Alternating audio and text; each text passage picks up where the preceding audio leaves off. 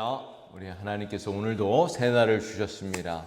오늘도 하나님의 말씀을 통해서 함께 은혜를 누리는 복된 시간이 되기를 간절히 소원합니다. 오늘 시편 102편 말씀인데요.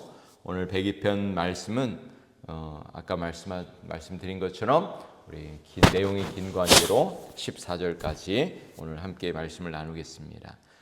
오늘 시편 102편의 전반부 내용은 하나님 내 기도를 들어주소서라는 제목으로 함께 은혜를 나누겠습니다. 하나님 내 기도를 들어주소서. 우리 믿음의 성도들이 이 세상을 살아갈 때 어려움과 고통을 당할 때가 있습니다. 이러한 상황 속에서 우리가 할 수 있는 것은 단 한 가지죠. 하나님의 도우심을 구하는 것입니다. 간절히 하나님 앞에 기도하는 것입니다. 또한 하나님께서 속히 응답해 주실 수 있도록 간절히 부르짖는 것이죠. 오늘 시편의 저자는 하나님 앞에 이 부르짖는 그런 기도로 시작하고 있는 거예요. 고난당하는 자가 마음이 상하여 그의 근심을 여호와 앞에 토로하는 기도로 되어 있습니다. 오늘 본문의 1절과 2절 말씀을 다시 한번 읽어보겠습니다.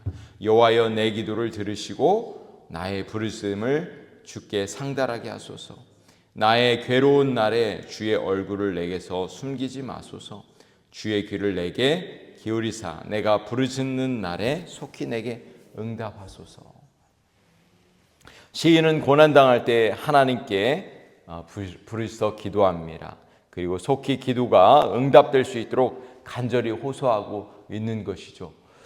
이 시인은 하나님께서 자신의 기도를 들으신다는 것을 믿고 있었던 것으로 보여집니다. 그래서 하나님 앞에 그렇게 부르짖어 기도하는 것이죠. 여러분, 이것이 중요합니다. 우리가 인생 가운데 때때로 어려움과 아픔이 찾아오는 것은 우리 모든 사람들에게 동일한데, 우리가 어려움이 찾아올 때 하나님 앞에 나아가느냐, 하나님의 도우심을 구하느냐, 그것이 중요한 것이죠. 세상 사람들은 하나님을 믿지 않기 때문에 하나님 앞에 기도하지 못하는 거예요. 하나님의 도우심을 구하지 못하는 거예요. 그러나 우리 믿음의 성도들은 하나님께서 우리의 기도를 들으신다는 것을 우리가 믿기 때문에 하나님께 나아올 수 있는 것입니다. 이것이 우리에게 하나님께서 주신 가장 큰 기도의 특권인 줄로 믿습니다. 오늘 본문의 3절에서 11절 사이에 보면은 자신이 당하고 있는 고통에 대해서 비유적으로 표현하고 있어요. 3절에서 보시면은 소멸하는 연기로 뼈는 숯같이 탔다고 말하고 있는 거예요. 자신의 그 상황을 이렇게 소멸하는 연기로, 그리고 숯같이 탔다고 이야기하고, 4절에서 보시면 시들고 말라버린 풀과 같다 이렇게 이야기합니다.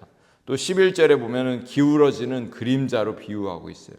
이 시인의 고통이 얼마나 크면은 이런 비유로 이야기하겠습니까? 살아있는 것 같지만 살아있지 못한 것, 마치 죽은 자와 같은 그런 모습, 소멸하는 연기, 숯같이 탔다고 얘기하고 시들어버린 풀과 같다고 이야기하는 것을 보면 그 사람의 시인의 상황이 얼마나 어려운지를 우리는 짐작해 볼 수가 있는 것이죠.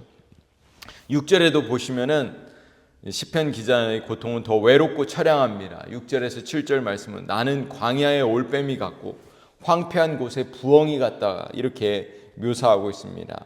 7절에도 보시면 내가 밤을 새우니 지붕 위로 외로운 참새 같다 이렇게 이야기합니다.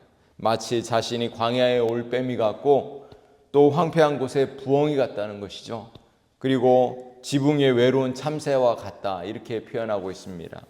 때때로 고통이 찾아와도 누군가가 옆에 있으면은 큰 위로가 되는데 시인은 주변에 아무도 없는 거예요.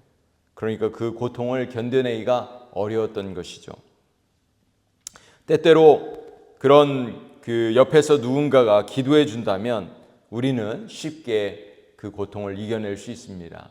그래서 우리 교회는, 우리 성도들은 믿음의 공동체이기 때문에 때로 어려움이 찾아올 때 서로를 위해서 중보기도해 주고 서로를 위로해 주고 격려해 주는 것이 필요합니다.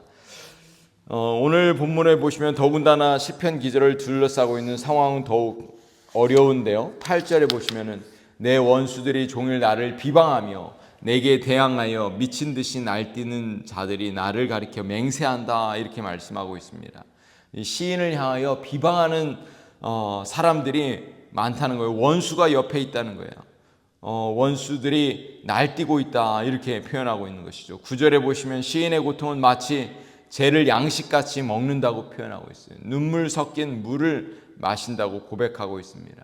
이 시인의 그 고통이 얼마나 어려운지 그 심적인 고통이 너무나 큰 것을 우리는 짐작해 볼 수 있는 것이죠. 10절과 11절 말씀도 그렇습니다. 시인은 자신에게 당한 고통이 하나님의 진노라고 해석하고 있어요. 하나님의 심판 때문에 자신의 생명이 시들어간다고 고백하고 있습니다. 10절, 11절 말씀을 한번 보세요.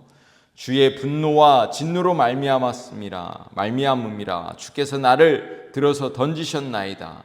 내 날이 기울어지는 그림자 같고 내가 풀에 시들어짐 같으나이다.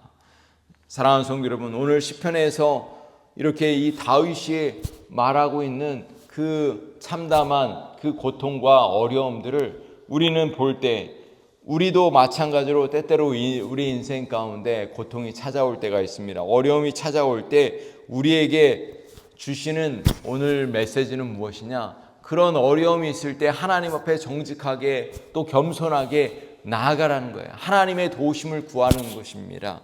그것이 오늘 이 시편의 저자가 하나님 앞에 호소하고 있는 것을 통해서 우리는 깨닫게 되는 것이죠. 이 시편 102편 전반부는 이 시인의 고통에 대해서 이야기하지만 시인에게는 소망이 있습니다. 어떤 소망이 있느냐? 우리가 시편 기자에게 배울 수 있는 것은 바로 소망이 되시고 위로가 되시고 그리고 우리에게 또 기도에 놀라운 응답을 주신다는 그런 확신이 이 시인에게 있다는 것입니다. 12절에서 13절 말씀을 보세요. 긍휼과 은혜를 베푸시는 하나님을 의지하고 있는 거예요. 12절 13절 보시면 여호와여 주는 영원히 계시고 주에 대한 기억은 대대에 이르리이다. 주께서 일어나사 시온을 긍휼히 여기시리니 지금은 그에게 은혜를 베푸실 때라. 정한 기한이 다가오미니이다.